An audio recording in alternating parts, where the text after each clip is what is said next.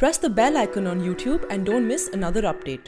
आज हम लखनऊ में हैं। यहाँ पर राजनाथ सिंह के समर्थन में रोड शो निकल रहा है। यहाँ पर तमाम महिलाएं भी उनका समर्थन करने आई हैं। यहाँ पर इस दौरान जो विषय चर्चा में ज़रूर है कि जिस तरीके से आज़म खान ने जयप्रदा के लिए टिप्पणी की है, उसको लेकर लोगों में यहाँ पे बड़ा रोष है। महिला कार्यकर्ताओं में बीजेपी की बड़ा रोष है। हम उनसे बात करेंगे कि जिस तरह की भाषा इस समय राजनीति में इस्तेमाल हो रही है, क्या वो ठीक है? क्योंकि बीजेपी के नेता भी कई बार इस तरह की भाषा का इस्तेमाल करते हैं, दूसरे दल के नेता भी इस तरह की भाषा का इस्तेमाल करते हैं। हम उनसे बात करेंगे कि जिस तरह की भाषा वह पार्टी में यूज़ हो रही है, इस समय पार्टी के नेता यूज़ कर रहे हैं, चाहे वो किसी भी दल के हों, वह किस तरीके से इसको जायज़ या गलत ठहराती हैं। कई महिलाएं हमारे साथ मौजूद हैं जो यहाँ पर राजनाथ सिंह का समर्थन करने आई हैं। हम उनसे यहाँ पर पूछेंगे कि जो टिप्पणी आज़म खान ने की है उस पर उनकी क्या राय है। जो टिप्पणी आज़म खान ने करी है जयप्रदा के ऊपर, इस तरह की टिप्पणियाँ जो लगातार चुनाव में हो रही हैं महिलाओं पर, कभी कोई पार्टी वाला करता है कभी कोई, इसको किस तरीके से देखते हैं आप?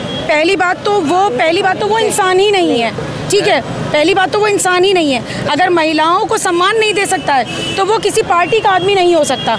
और रही बात हमारी बीजेपी की, तो हमारी बीजेपी में शुरू से आज तक ये मिसाल रही है कि सबसे ज़्यादा महिलाओं को सम्मान दिया गया है। हम लोग अगर खड़े हैं तो हम लोग को बैठने को दिए, मगर हम लोग को गाली दी जाएगी तो आपकी की पार्टी की ओर से मायावती को पिछले चुनाव में अभद्र टिप्पणी आप ही के एक नेता के द्वारा की गई थी, बाद में उनकी वाइफ विधायक बनी। आप भावनाओं के साथ खेलेंगे तो फिर कैसे चलेगा? आप किसी की भावनाओं से खेलेंगे कुछ तो निकलेंगे। दबाव नहीं दिखाना चाहिए भैया। हमारे दल में ऐसा कभी भी गलत शब्द महिलाओं के लिए नहीं बोला गया। जैसे बहन जी बोला जाता है, यहाँ पे बहन नहीं बोला जाता, बहन जी दीदी और बहन जी और दीदी कह के, बेटी कह के उसका सम्मान किया जाता है। कभी इस तरीके से भाजपा में कभी भी कोई महिला या पुरुष ये नहीं कह सकता कि महिलाओं का अपमान किया गया। हमेशा सम्मान मिला है, इसीलिए हम महिलाएं सभी मिलके बीजेपी में जो है सहयोग कर रहे हैं खुले उसमें। जब वो अपने घर की औरतों के बारे में बिना सोचे इस तरह की टिप्पणी कर सकते हैं तो उनका कोई औचित्य नहीं बनता। वो नेतागिरी तरह की भाषा दें, समझ में आया? मतलब हम नहीं समझते हैं कि ये एक इंसानियत है।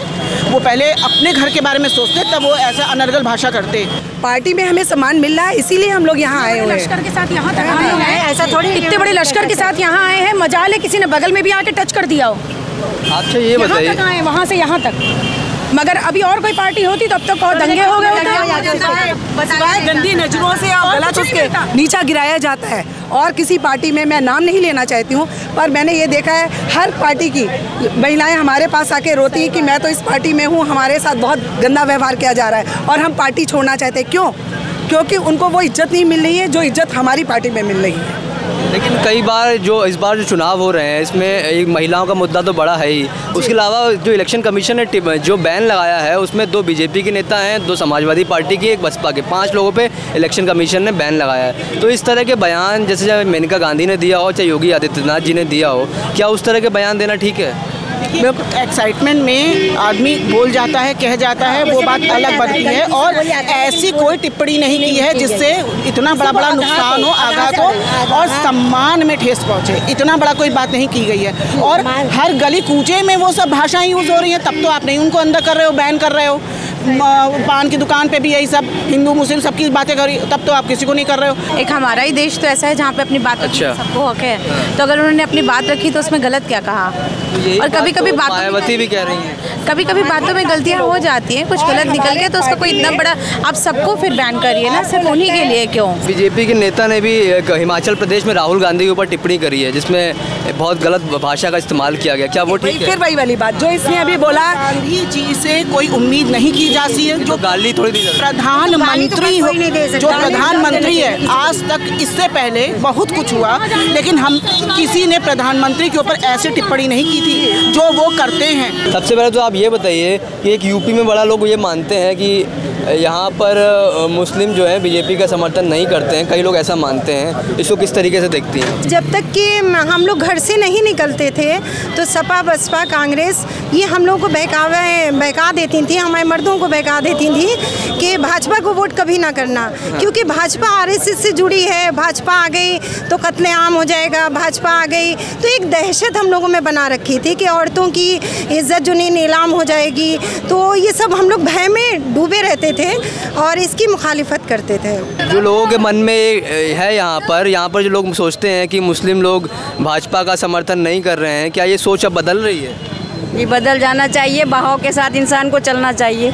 अच्छा, जिधर हमारा मोड़ होगा हम उसी तरफ मुड़ेंगे। जब हम मोदी सरकार में जी रहे हैं तो उसी की तारीफ करेंगे ना। जैसे आजम खान ने टिप्पणी करी, लेकिन कई बार बीजेपी के नेता भी इस तरह की टिप्पणी कर देते हैं, क्या वो ठीक है?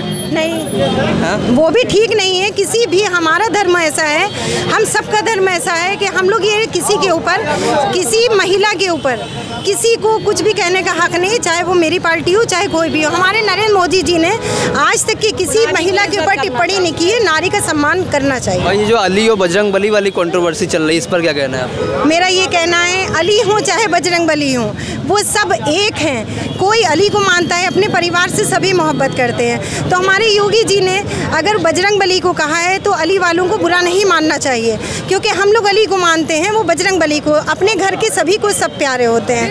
तो ये तो सामाजिक, अपना अपना समाज है, सबको प्यारा है, तो इस पर टीका टिप्पणी नहीं करना चाहिए। यहाँ पर महिलाओं का कहना था कि जिस तरह की भाषा इस्तेमाल हो रही है वो निश्चित तौर पे गलत है, लेकिन उसको उस तरीके से नहीं लेना जाना चाहिए जिस तरीके से लिया गया। और यहाँ पर कई लोगों पर बैन भी लगा दिया गया। हालांकि आजम खान की टिप्पणी के सख्त खिलाफ हैं ये लोग कि जिस तरह से उन्होंने जयप्रदा के लिए यहाँ के लिए रामपुर में बोला था। द प्रिंट के लिए प्रशांत श्रीवास्तव।